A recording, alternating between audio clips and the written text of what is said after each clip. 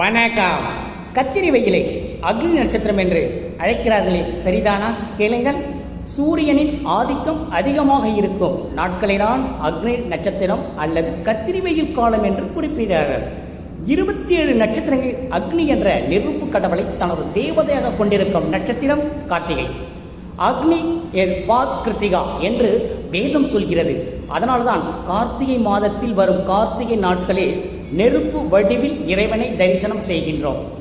அக்னிஸ்தலம் ஆகிய திருவண்ணாமலையின் உச்சியில் ஜோதியை ஏற்றுகிறார்கள். அக்னியை தனது தேவதையாக கொண்ட கிருத்திகை நட்சத்திரம் காலில் சூரியன் சஞ்சரிப்பதால் இந்த நாட்களை அக்னி நட்சத்திரம் என்ற பெயர் அழைக்கிறார்கள்.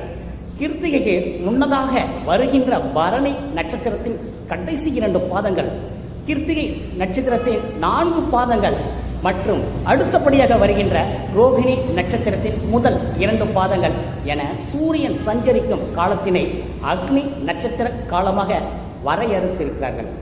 பொதுவாக சித்திரை மாதம் 21ஆம் தேதி முதல் வைகாசி மாதம் 14ஆம் தேதி வரை, அதாவது மே மாதம் 4ஆம் தேதி முதல் 28ஆம் தேதி வரை இந்த அக்னி நட்சத்திரத்திற்குள் உரிய காலம் வரும்.